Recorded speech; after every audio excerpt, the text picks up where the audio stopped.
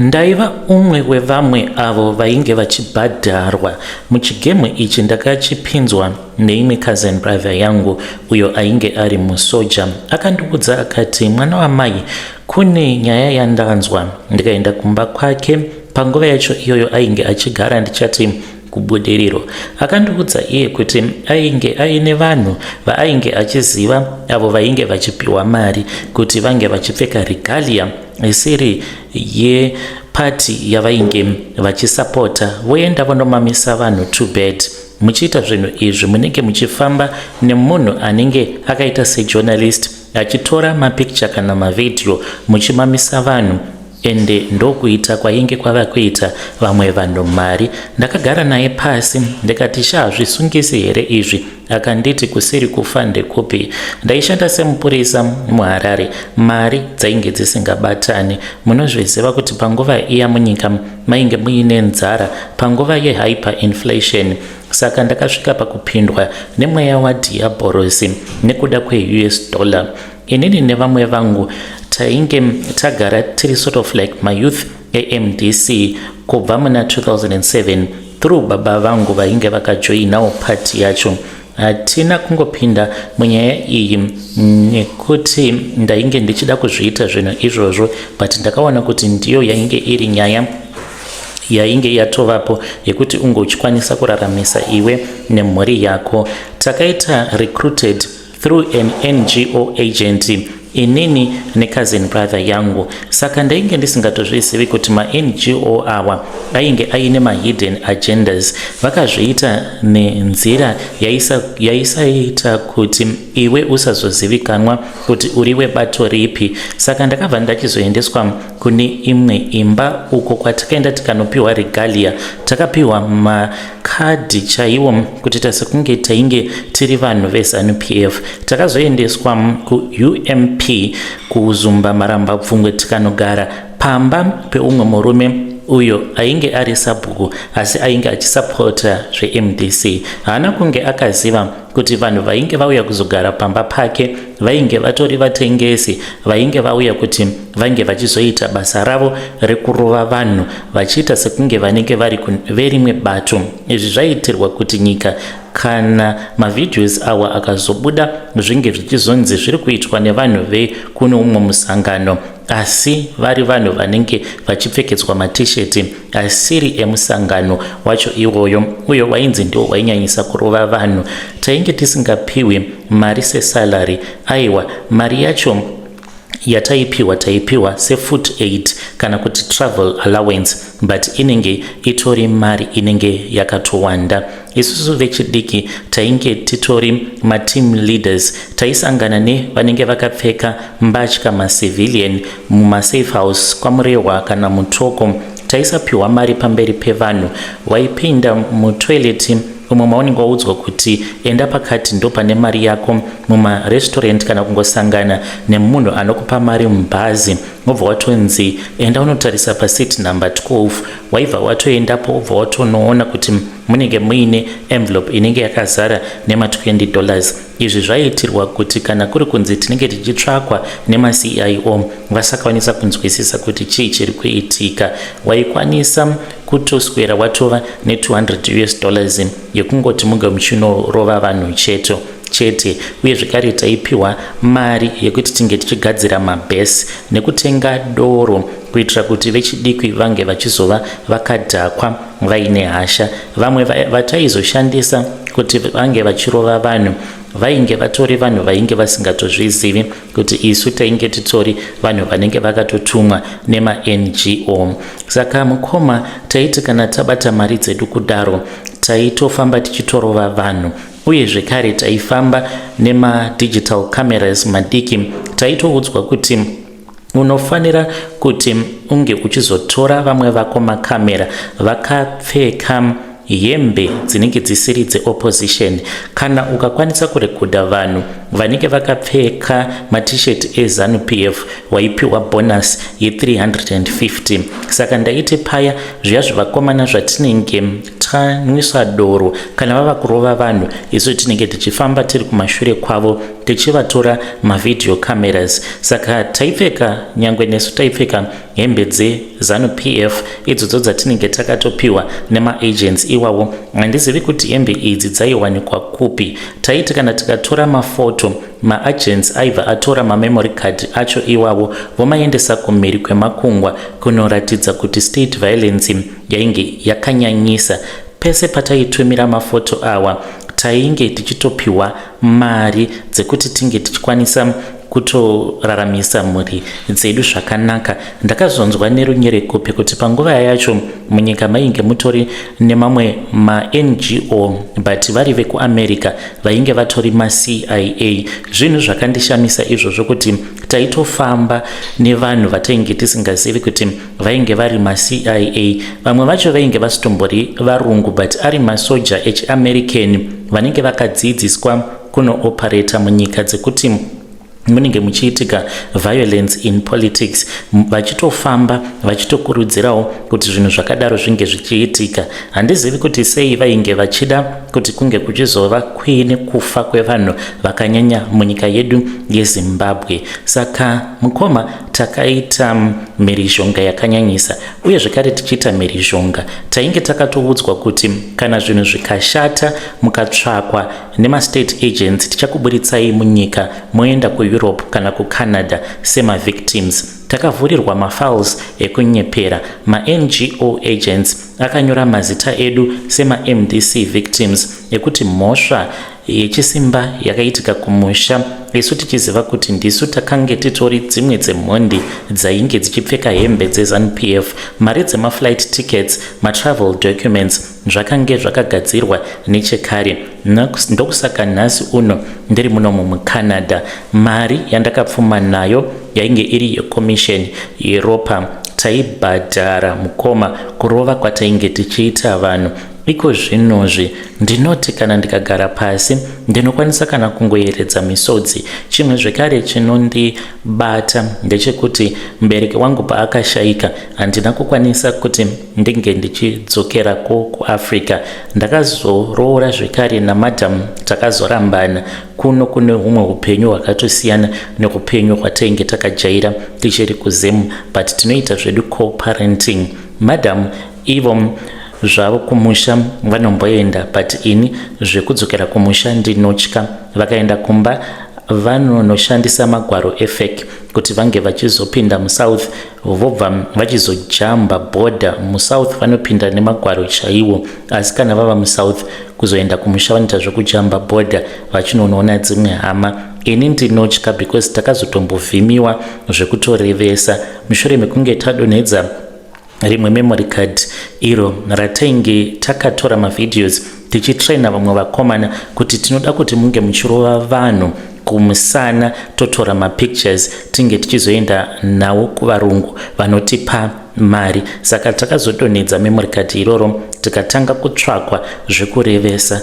Ini ndinoti pose panoitika mhirizhonga kune dzimwe nyika, pose panonzi paitika ma-elections anenge aine mhirizhonga mukati, kunyange zvikanzi vanhu vanenge vaine zvichemo, but kune vanhu vanozotora advantage kuti pange pachifiwa. Handizivi kuti ma-Americans vanhu vakaita sei, nekuti vanofarira kuona kudeuka kweropa rakanyanyisa.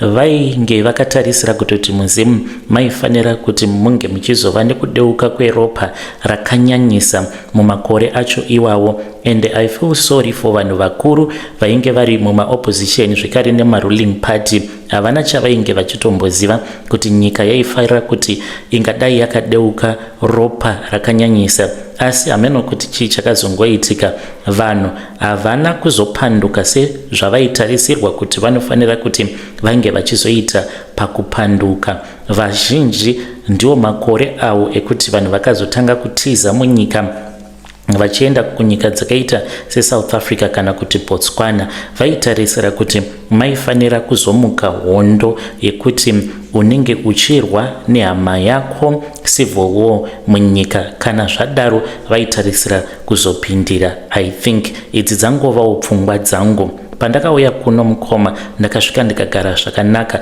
Basa randinoshanda in the security sector ndinoshanda basa rakanaka chaizvo, but kudzokera kumba handioni sekunge ndichadzoka kumba. apa I miss home, ndokusaka ndichiswera ndiri paYouTube ndichiona machannels ekumusha nekuti zvinondirangaridza zvekumusha. Kana mukaposta nyaya yangu muzondizivisa, ndinenge ndirimo mucomment section. Muri yeZimbabwe ndo message iyo yandakatumidzirwa ichibva kuna mukoma vedu. Ngatizamei kuti tinge tichitaura navo mukoma vedu ava mucomment section. Zvakangooma hazvo vedu we pakaipa. Hanzi kwainge kuri kutsvakawo mari uye zvekare ndakakwanisa kutozvisimudzirawo muupenyu. Pakaipa. Regedzai tibva taenda panyedu inotevera. Nyedu inotevera yakamira sekudai so. Hanzi mukomana makadii zvenyu, please post my story makavikawo chitupa changu. Nyaya yangu inonditadzisa kutarisana nemunen'ina wangu uyo wandichati Chipo face to face. Chipo uyo akaroorwa nemurume ane mari uye nemaconnections, saka takabva tichizokwanisa kuburitswa munhamo nemurume waChipo. Akakwanisa kutipinzawo mabasa mukambani yake, kubhadhara mari dzezvikoro dzevana vedu, uye akakwanisa kuvakira amai vangu imba kumusha. Asi Chipo akabva achizondiudza kuti ainge asina kugara zvakanaka. Akanditi sisi ndiri mupfumi, iko zvino zvindava mupfumi, asi ndiri kurarama ndiri muhuranda, ndiri mujeri. Akandiudza kuti murume wake munhu ane hasha dzinotyisa ende aigara achirova munen'ina wangu Chipo. Kakawanda Chipo aiuya kumba kwangu usiku akazvimba kumeso achiita sekunge achadonha maziso nekurohwa, achiti ndatadza, ndava kuda kubuda muwanano iyi. Inini as an elder sibling ndipo pandakabva ndaita saJudas. Ndakabva ndatanga kugara naye pasi, ndaida kuti vange vachirambana. Ndokubva ndachizoenda kuna bamunini ndikati, bamunini sei muri kushungurudza munen'ina wangu kudai? Vakabva vachizoti kwandiri, you know what my guru, I'm really sorry nezvose izvo zvandiri kuitira your little sister, but I hope that I'm going to change. But kuchinja havana kuchinja, vakaramba vangori munhu uyo anoshungurudza munen'ina wangu. Ndakazoenda kwavari, in fact murume wangu ndiye akaenda kwavari achida kunotaura navo man to man. Pakuzonotaura murume wangu akazodzoka kwandiri akati, ndine nyaya yandaudzwa navo bamunini, vari kuti vanokwanisa kutipa mari. Ndikati inenge iri mari yei manje? Akati kwandiri inenge iri mari yekuti nyaya iyi tinge tichingoigadzirisa paufuo hwedu, haisi nyaya inofanira kuti inge ichizoenda kuna Tsano. Ndakaenda kwavari ndikati, bamunini hamurevesi ndo zvamuri kutaura here izvi? Vakabva vati hongu ndizvozvo maiguru, I know kuti ndiri kukanganisira munen'ina wenyu, but ndikuda kuti munge muchindiregerera, ndichaedza kuti ndinge ndichimubata zvakanaka. Ndikabva ndati it's okay. Vakandiudza imwe nyaya yekuti vachiri mwana mudiki vaipota vachibatwa chibharo nase avo vaivadzidzisa maths vachivarova, saka vatori nema-abusive tendencies. Ndo pandakabva ndachizogara pasi nemurume tikawirirana. Every month tine mari yatinopiwa kuitira kuti iye Chipo asambofa akanzwikwa mumuri. Iyewo ndakamushingisa ndikati, Chipo shinga semukadzi, kukana ukaenda, isu handi unoziva kuti tiri kuraramira pamurume wako, ko iwe iko zvino zvwava nevana, unoti vana vako vachaita sei? Kukana kuri kunzi akati anoda mari dzake bheki, mari dzakashandiswa kuvakisira amai vedu imba yakanaka kumaruzevha,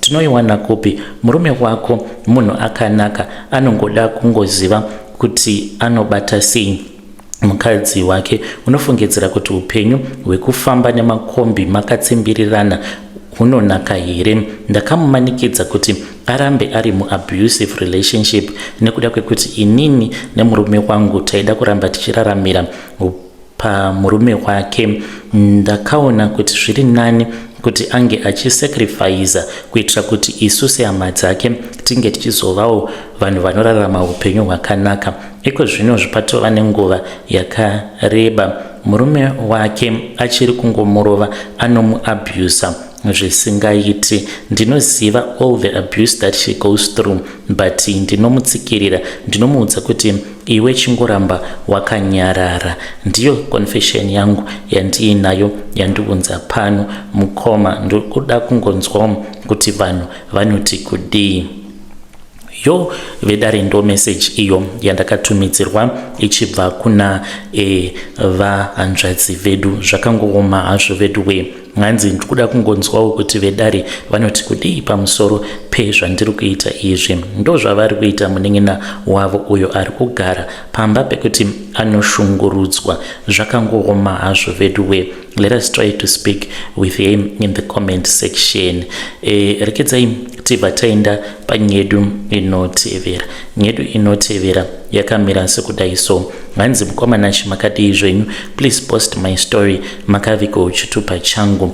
Mumba medu mukomanashi tiri vanhu vane mari, but vanhu vakazopindwa nemweya wekuurayana. Baba vangu vainge vari munhu aitozivikanwa muHarare muno, vari a big businessman. Vainge vaine dzimba, makambani nemapurazi. Saka 3 years ago baba vangu vakatanga kurwara, vakatanga kukanganwa mazita edu, vairasika kana mumba mavo, uye zvekare vainge vava kungotenga zvinhu zvisina musoro. Sezvakangodaro kutenga motikari, vakambotenga motikari 5 zuva rimwe chete. Ndikafonirwa neumwe mukadzi uyo aishanda kune rimwe dealership. Ndakaenda kwa motikari idzodzo, ndakati vatodzitenga, mari haichadzokeri. Ndakatora motikari ndikanodzitengesa in secret.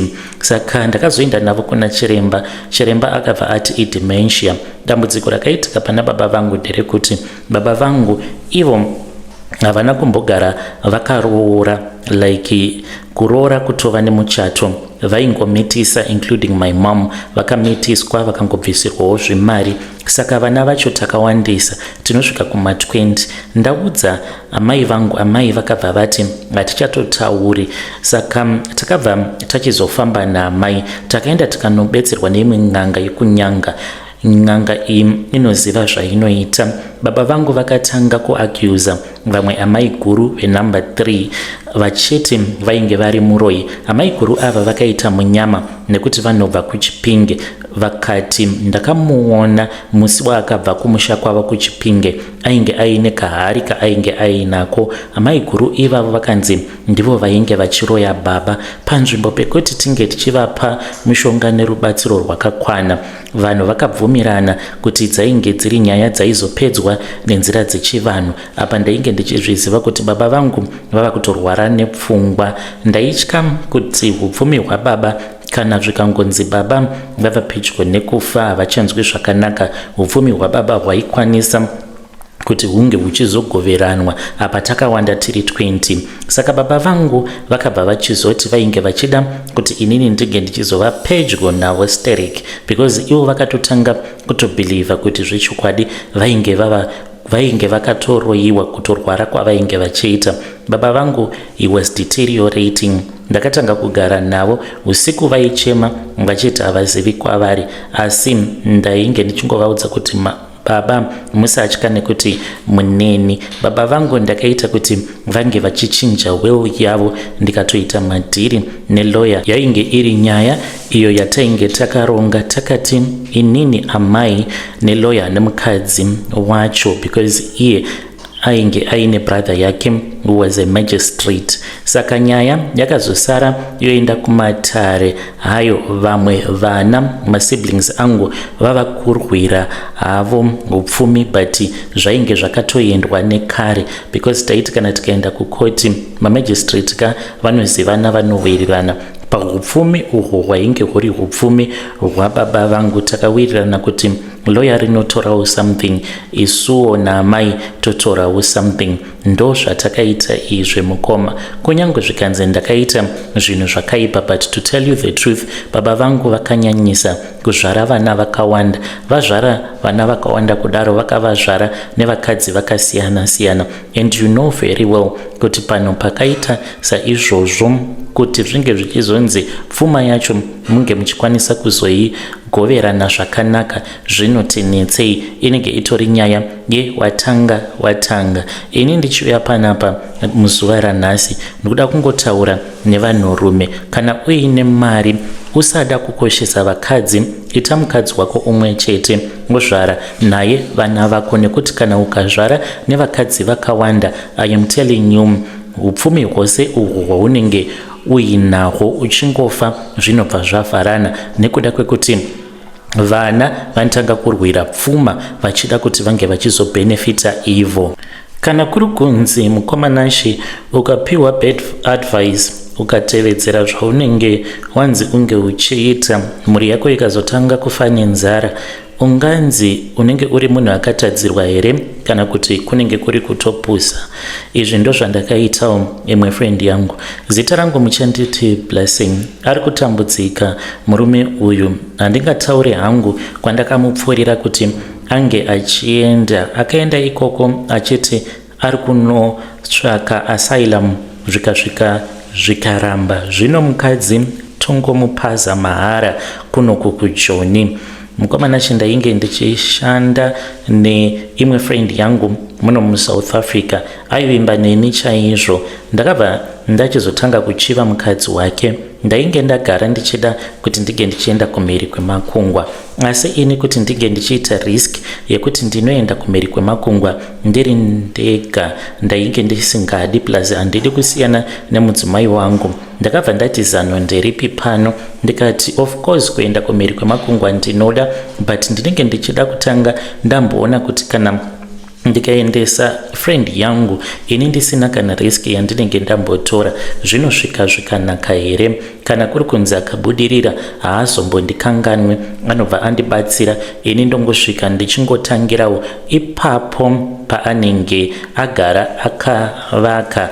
Ndainge ndichida kungosvika nekungopinda basa. Risk ndo yandainge ndisingadi kuti ndinge ndichitora. Friend yangu iye semunhu uyo ainge achivimba mandiri, pandakangomuudza kuti kwainge kuine umwe mukana, zvinhu zvandainge ndakagara ndichingorisecha, asi ndainge ndisingamuudze zvekuti iye dai kwanga kuri kunzi ainge akakwanisawo kungwara, angadai akazvibvunza kuti sei munhu uyu ava kungondipa pressure zvaizvezvi kuti anoda kuti ndinge ndichienda kumhiri kwemakungwa.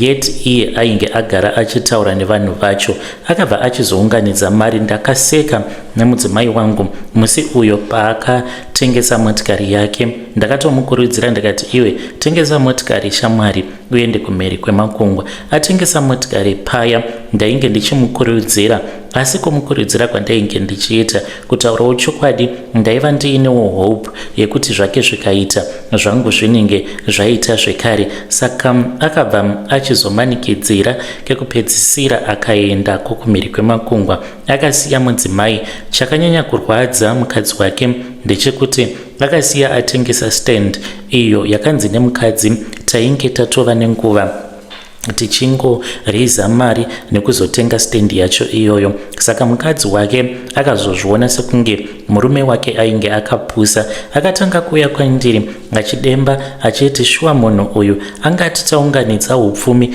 obva angoita urongwa hwekuti ndava kutoda kutoenda kumhiri kwemakungwa. Saka mukadzi wacho ndakatanga kumushorera murume wake ndichimuudza kuti murume wake akapusa, anoita mariski. Ndikati kana wava nemhuri haufaniri kuti unge uchiita riski yakadaro, but asingazvizivi kuti ndini ndaitopa murume wake pressure ndichiti iwe enda kuchando. Akaenda kuchando akanosvika zvikaramba. Anongodemba izvezvi achiti kana kudzoka ndinoda kudzoka, asi pekutangira ndipo pandisina. Ndinganzi ndiri munhu akakanganisa here kana kuti iye ndiye stupid yekuti akatadza kuti ange achizvifungira semunhu, not kungoti kana ukamanikidzwa kuti ita chakati obva watoita. Ndinodawo kuti mhuri yeZimbabwe munge muchitongawo ipapo. Anganzi akapusa here murume uyu kana kuti akanyengerwa. Handiti advice, kana wapiwa advice yekunzi ngatiite chakati unofanira kuramba kana kubvuma. Ini of course ndakamumanikidza, but zvainge zviri kwaari kuti ange achiramba oti kana handingatengesi stand kutengesa motikari nekuti ndikuda kuenda kuchando, saka ndezve kwake izvo. Ndinenge ndiri mucomment section, mukoma Nashi.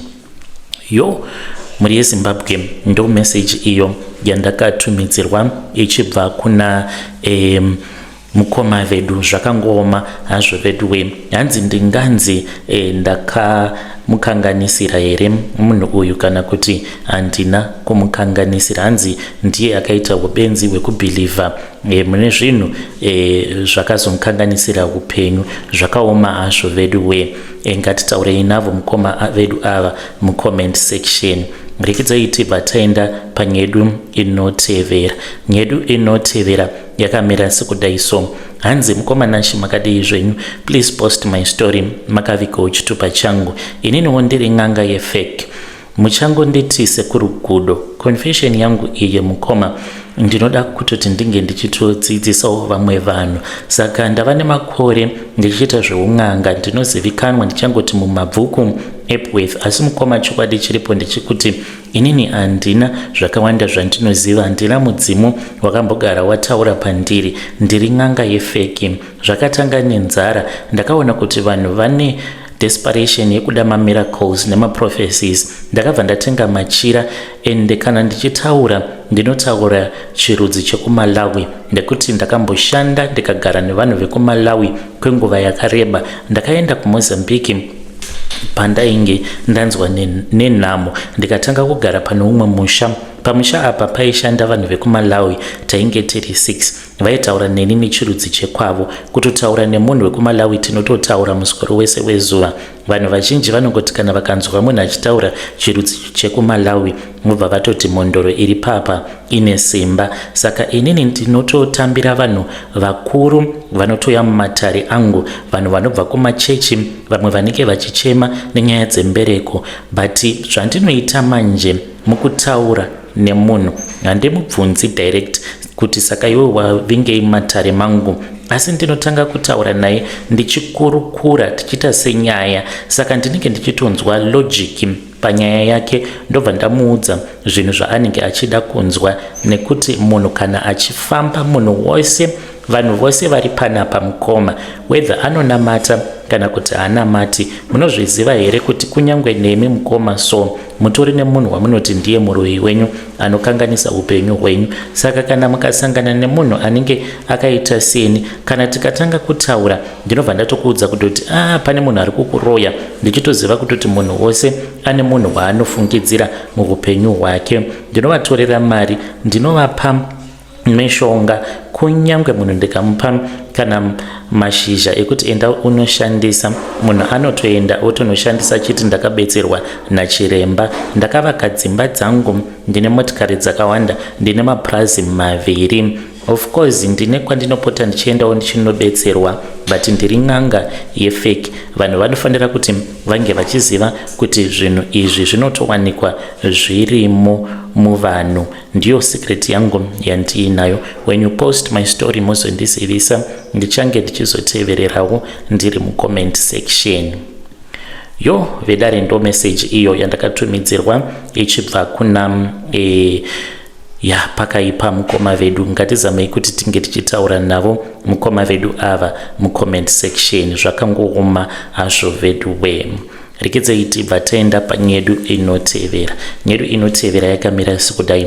Hanzi makadii zvenyu mukoma, ndinokumbirawo kuti mundiposterewo nyaya yangu makavigawo chitupa changu. Ininiwo ndakaenda kune imwe n'anga kuchiredzi kuti ndainge ndichida kuti mwana wangu musikana, not my biological daughter, ndiri step mom vake, kuti ndinge ndichimutsvinyira muupenyu. Saka havana kundiudza kuti ndichamutsvinyira sei. Vakangonditi uzouya nemapendi ake. Ndakazviita izvi ainge achiri mwana mudiki, ndikadzokera kuchiredzi nemapendi ake. Iko zvinozvo mwana wangu uyu akura, ava ne 32 years. Iko zvino aine 32 years kudaro aroorwa more than 7 times. Pari zvino pane murume waari kufambidzana naye kuJoni ikoko kwaari. Mwana uyu ari kunzi iye akachena chose, hapana chirwere, asi nhumbu ndo yaramba kubata. Ini ndinoziva kuti kumutsvinyira kwandakaita kwandakaudzwa nen'anga havana kundibudira pachena, asi vakasunga mbereko yake. Gogo ivavo vanonzi vakashayika kudhara. Zvinhu izvi ndakazviitawo kudhara. Handizivi kuti ndodei kuti mwana uyu ndinge ndichimusunungura. Ndakambodzokerako apo paakarambwa nemurume waakachata naye. Ndamunzwira tsitsi kuchema kwake nezvakanaka zvaanondiitira. Ndaifungidzira kuti achanditsvinyira achiti hamusi amai vangu kana akura. Ndokusaka ndakaenda kun'anga ndichida kuti ndige ndichimutsvinyira inini first kuti ndige ndichizogona kumuseka, but ava kundirwadza mwana uyu, anondinzwisa tsitsi. Ndinenge ndiri mucomment section, muzondiudzawo mukaposta nyaya yangu. Ndikudawo vabetseri vanogona kundibatsira. Muri yeZimbabwe ndo message iyo yandakatumidzirwa ichibva kuna vanzvadzi vedu. Ngatitaurei navo vanzvadzi vedu ava mucomment section. Zvakangooma hazvo vedu we. Pakaipa. Ngatisanganei zvekare mune zvimwe zvirongwa zvinotevera.